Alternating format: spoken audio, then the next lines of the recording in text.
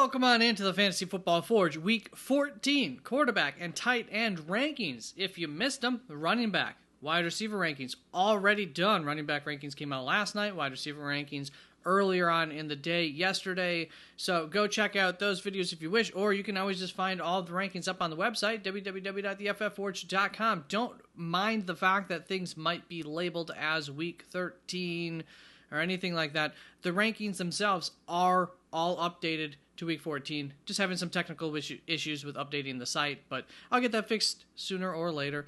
And with that being said, on the screen you are seeing my projections, and we'll go through in the order that I have them ranked, despite the projections and what they may say in some instances. Of course, I do use them to help guide as well. So I think that's probably about it. A quick thanks to the members, and a quick reminder that I go live on Thursdays tonight, prior to game time, about 6:30 Eastern Standard Time, and then Saturdays, 7 p.m. Eastern Standard Time. I'm available until that show ends, and then Sunday mornings, 2.5 hours prior to kickoff, always available as well. So you can come anytime, ask your start, sit questions, and of course, I do appreciate your feedback in the comments during those sessions to help build these rankings, help improve them as well. I always listen, whether it sounds like it sometimes or not. So let's get going here with the quarterback rankings. Little teaser there, I forgot. Just a little quick tier up top. Look, if you got my number 1 quarterback, Jalen Hurts, my number 2 quarterback, Josh Allen, or my number 3 quarterback this week, Joe Burrow, you're not going to mess with things. Just play them. Go with it. You're fine. They're fine. In fact, they're really good. They're my tier 1. My tier 2 quarterbacks go from my quarterback 4 all the way to quarterback 7, includes Baker Mayfield, followed by Sam Darnold, Kyler Murray, and Jordan Love in that group. I don't think a whole lot needs explaining here. You can see from the projections as well. They're still in agreement here. Some pretty good ceilings. Jordan Love. The floor is low this week, especially against Detroit, a team who doesn't allow a whole lot of throwing touchdowns. Jordan Love himself, a little bit of a boomer bust type of player. But especially, I mean, you kind of got to go for it this week with Jordan Love as well. Let's get on to my next tier of quarterbacks. Goes from my quarterback 8 all the way down to quarterback 11. This includes Jared Goff, Patrick Mahomes, Justin Herbert, and Russell Wilson. And I still don't have a whole lot to talk about with these rankings this week. I don't feel like. Obviously, ask me any questions you have in the comments. The floor for these guys still pretty much right there with the Kyler Murrays, the Jordan Loves at least.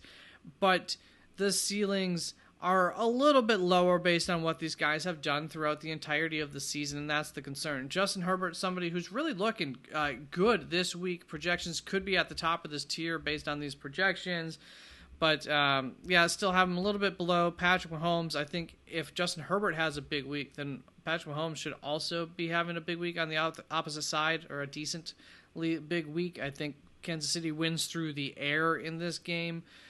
Just like they normally do. I'm not expecting fireworks necessarily, but I do think that that's the way that you beat the Chargers, the best way to beat them right now with where that offense is at. Russell Wilson going against Cleveland, obviously plenty of upside. Still don't fully trust Russell Wilson, but we trust him enough that he is now the quarterback 11. So go him. Let's bring us on to this next tier where you will see we're starting to talk. So we are able to kind of micro tier these this week. I do feel like these, pretty strongly about where these cutoffs on these tiers are. And this next tier is my quarterback 12 all the way down to my quarterback 14. Includes Brock Purdy, Caleb Williams, and Tua Tagovailoa in this tier all the way down to 14. Like, it's some big drop. So Brock Purdy going up against Chicago, really, really tough matchup. Originally, I had him as my fade of the week due to that matchup. Chicago is a bottom 3 fantasy matchup, a tougher matchup than my actual fade this week, based on fantasy points allowed, that is, of course, than the New York Jets. New York Jets, though, are also a tough matchup. For Tua, you look at the projections here, for whatever reason, really not liking Tua. I do trust my quarterback projections quite a bit. They do a very nice job within these ranges. They do hit at over 50% rates. So I really, I wouldn't say I'm trusting that, because no matter what, I'm nervous about this New York Jets matchup. But I am lower on him, I believe, than the expert consensus rankings. The experts have him ranked higher against the Jets. I guess kind of figuring that the Jets are just done for at this point in the season. I mean, I thought that they put in a pretty good performance last week, as far as I can recall. Yeah, just verifying this, Geno Smith goes for 206 yards and 1 touchdown, no interceptions thrown. I believe it's like 12-ish fantasy points.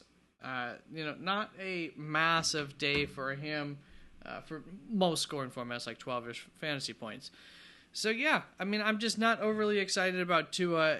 Of course, with the weapons that he has, though, he could always go off in this week, and we are seeing that offense kind of making that turn towards being much better. So I understand it, but I am worried about the output in an AFC East matchup that often enough has surprising or near surprising results. I think for years we saw Miami play tough against the New York Jets, and I expect the New York Jets to play tough against Miami. That's going to bring us on to this next tier here, another little tier from quarterback 15 through 17, and this tier I think is very interesting, and I would be willing to take a shot on this tier over the next tier, over the previous tier, I should say, the Tua, the Brock Purdy, Caleb Williams group of guys.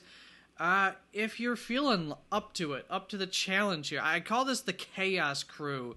And you think Matt Stafford maybe doesn't deserve to be in that Chaos Crew because, well, I mean, what's chaos about Matt Stafford? Okay, we're just going to leave Geno Smith in there. Geno Smith's not part of this tier. But Will Levis, my love of the week is he's going up against Jacksonville. Jameis Winston going up against Pittsburgh. There's more of the chaos there. We just saw Jameis in a very tough matchup. Still pass the ball infinity, and I expect that to continue. And I expect them to pressure Pittsburgh, and there'll be a lot of pass attempts. And where it goes fantasy-wise. But obviously we know the ceiling is not the limit for Jameis Winston. And then Matt Stafford, not that great on the season or anything, but I do think a matchup against Buffalo could force a higher fantasy output day. A 3-4 touchdown type performance could be in the works. Now, that being said, Buffalo, a very, very tough matchup. That's why he's down, here in the rankings. Also, Buffalo, easier to beat on the ground, which, the Los Angeles Rams are no slouches on the ground, so I don't think the most likely scenario is that Matt Stafford has a huge day, but they should keep him active all game. 2 touchdowns, just a normal game for Matt Stafford, I think very much in the potential outcomes here, as long as he's smart with the ball, doesn't throw picks or anything like that. Will Levis here, though, my love of the week, going up against Jacksonville. And if you ever need to feel relaxed coming into a matchup, I'm talking about like as a quarterback going up against Jacksonville, should help him, feel relaxed. And a relaxed Will Levis is what we want. Jacksonville plays a lot of man coverage, and Will trusts his receivers. So I'm looking for some big plays against the defense that allows the most passing yards per game at 284.2 yards on average per game, allowed through the air, of course. And they're also tied for the most passing touchdowns per game at 2. A whopping 2 on average against them. That's something that we can, I think, anticipate Will Levis has a decent shot of pulling through for us this week. That's why he's my love of the week.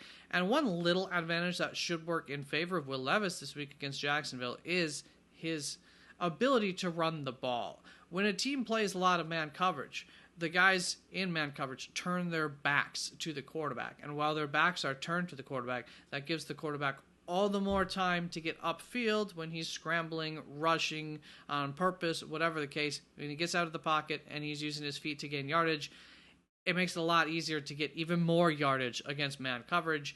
And so I would look for that to be something that Will Levis could have, 50-ish rushing yards in this game. Definitely within the potential. Maybe a nice rushing touchdown from 14 yards out or something like that too could be in the works here. So I'm pretty optimistic about Will Levis. Right now I have Jared Goff in a league that Will Levis is probably available in.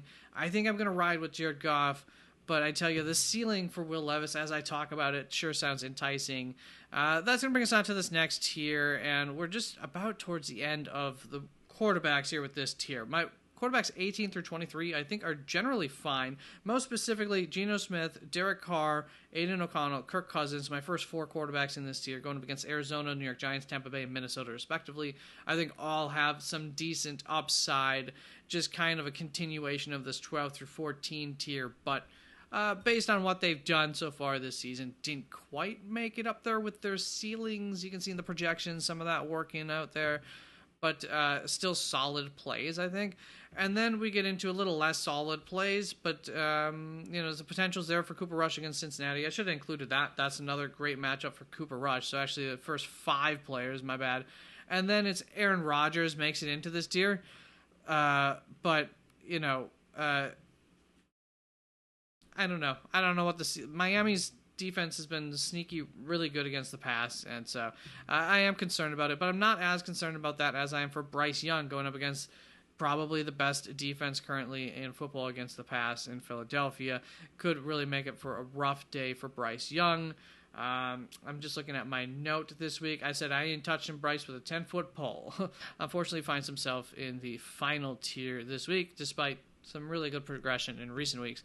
Tommy DeVito, Mac Jones wrapping the rankings up here for the quarterbacks. Now let's go check out the tight end rankings. And here we are with the tight end rankings. And a big old smile on my face. All right, I don't know why. I just got excited for that intro. So, and not even an intro, mid video cut. This is the first tier that you're seeing on the screen. I do want to point out, if you are newer to the channel, if it wasn't clear yet, red, good, blue, bad, white kind of just falling right in the middle for all of these things, of course. When I'm highlighting a player that I like, I am highlighting them in green, and then the ones in red are my fades, my loves and my fades, which we just went through with the quarterbacks, my love and my fade. We'll do that again. It's just like a start sit. That's all that is. So here is my first tier of tight ends. If you haven't read them off already for yourself, we've got Brock Bowers coming in as tight end number 1 this week, going up against Tampa Bay. What a surprise. Look at those projections. Very, very nice. Trey McBride not too far behind. Then we've got Travis Kelce in at my tight end 3, followed by George Kittle, David Njoku, Jonnu Smith making it into my must-start tier, going up against the New York Jets. So, all these guys are must-starts. If you have them, I mean, you just got to play them. There's really not much reason that you shouldn't play them. So that's what you're going to do. That's going to bring us on to this second tier of tight ends. There's, once again, not like a whole lot to discuss, but this is the tier where we're going to look at these matchups a little bit, kind of like I did with those quarterbacks in that second to last tier, except here much higher, more usable guys are a lot of good matchups. So TJ Hawkinson going up against Atlanta tends to be on the better side of being a matchup, but the real good matchups here are going to be Cade Otton, my tight end 8, Sam Laporta, my tight end 9, also my love of the week. We'll get to that. Then the oddity in here, Evan Ingram, not in a good matchup. It's targets that keeps him up here. He's gotten a lot of targets, whoever's the quarterback there. I don't think that should change too much, unless, of course, Parker Washington steals too many of them. But I think we're good there. So Evan Ingram still makes it up here. Tennessee, though, really not a bottom 10 to, I would say, argue even a bottom 5 tight end matchup. So not a great situation for Evan Ingram, but then, we look who we have behind him, and it makes sense. We got Dalton Kincaid, Jake Ferguson, both potentially coming back from an injury, not guarantees to play this week. I could put my little asterisk next to them. That always means that they're questionable is what that means. Typically, I wait till Thursday to really could be concerned about filling those things out. But also, respectively here for Dalton Kincaid and Jake Ferguson, my 11th and 12th ranked tight ends. Los Angeles Rams, Cincinnati, also some good matchups for tight ends here. And then we've got Tucker Kraft to wrap this up in a bad matchup against Detroit. And he is my fade of the week. So we're going to get both my love and my fade done with this tier. And then, what else is there after that, really?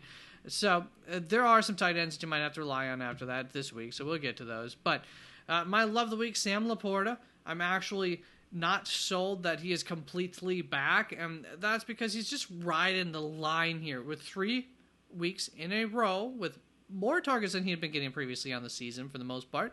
6 targets, so that's great. Still not a high enough number that I'm like, that we're going to push you into the must-start territory. We're not quite there with him. 6 targets is not a lot. You'd be correct if you're thinking that, but it is enough, especially for tight ends, to work with. I would like to see him get 8 targets plus to feel really comfortable with him going forward. And this week against Green Bay, a team that really struggles against the tight ends, not the most complete linebacker core, kind of young linebacker core they can be taken advantage of. This could be a higher scoring game for Sam Laporta. Maybe even something that they attack against Green Bay would make enough sense. So I'm going to take my chances on Laporta this week after he has strung together 2 big performances over the last 3 weeks. A lot of touchdowns to help those performances, but like I said, also 3 weeks with 6 targets in a row. So he seems to be heating up here. Is he already cooked fully, or is there a little bit more on the bone there? We'll find out, but I think especially in this matchup, there could be more on the bone. So bring us to Tucker Kraft, my fade of the week going up against Detroit. Like I said, really not a good matchup. You take a guy like Tucker Kraft, of course, who works on a limited number of targets and is touchdown reliant, and you pit him up against a team that allows the fewest receptions to the tight end position, the fewest yards to the tight end position, and the fewest touchdowns to the tight end position in all of the NFL on an average weekly basis, then I would call that guy, being Tucker Kraft, of course, a bust candidate. So yeah, this is exactly what we have these loves and fades for.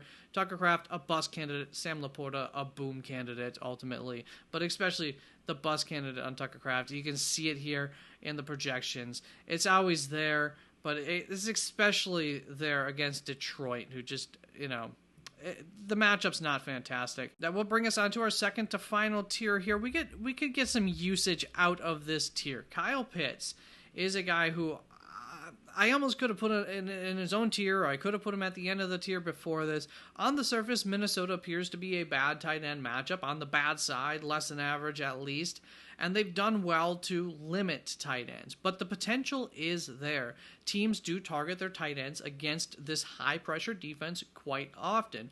And if I had to guess, the best case, most likely scenario here a lot of times is that their safeties are the ones, and I'm sure their linebackers as well, that are doing an excellent job to prevent the tight end position from killing them after they catch the ball, and also just, getting in their face, whatever, preventing them from catching the ball often enough too, despite how highly they get targeted.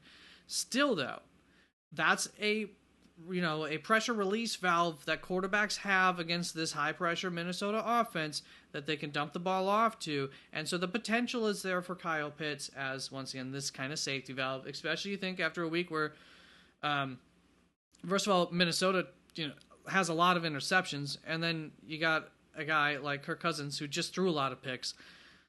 Maybe we take it back a step. Maybe we give him some easy layups to Kyle Pitts throughout this game. I don't know about the ceiling or anything like that, but the targets could definitely be there for Kyle Pitts to do something for you and have a decent day. And then, of course, you put a touchdown on top of that, and then things are really good.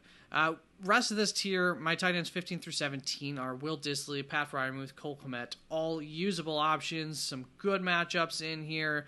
Pat Freiermuth just vaulted himself up into a top 12 guy on the season when he's been healthy for me. I'm not totally buying that. I actually almost featured him last week, or I would have featured him, I should say, last week if we had done any kind of loves and fades. He wasn't a matchup that stood out. However, I was concerned in my rankings of putting him too high in that matchup because I still don't trust Russell Wilson throwing to the tight end to be like something that we can trust on a week in and week out basis. It's not something historically he's been known to do. So I don't know about that. Cole Kmet, tougher on the usage there. I don't know how reliable that usage is. That's going to bring us into this final tier. And we do get a guy who I think could be useful here down the stretch in Juwan Johnson. This is not necessarily the week that I'm clamoring to use him. The New York Giants, for one reason or another, and I don't know how fully real this is, but they have been a really, really tough matchup against for tight ends going up against them. I think I looked into it closer last week, and I think it was maybe a little bit of an illusion, but also it continues to be true, factually speaking, numbers-wise. So I'm holding off on Juwan Johnson, but I'm fine having him on my bench because I do think there could be a big usage for New Orleans. I wouldn't be surprised if all of a sudden he's getting 8 targets a game. That number that we really, really like to see. Behind that, tight end 19, Noah Gray, followed by Mike Gesicki, Noah Fant, Chigo Okonkwo, Tyler Conklin. I mean, these 4, especially once you get to them, I could probably have made a different tier, a Juwan Johnson, Noah Gray tier, and then these 4. Fill them in whichever order you want, really. Dallas Goedert, not ranking him, expecting him to miss the game. And I'm not Grant Calcaterra's had opportunities. He really hasn't been fantasy relevant when he's had those opportunities in the past. So I'm not overly optimistic about those opportunities in a game where, Philly should be running the ball a whole hell of a lot against Carolina. My apologies for the French there, saying hell. But that's it for my quarterback and tight end rankings. Thank you very much for tuning on in. And look forward to seeing you in all the live sessions. Peace out.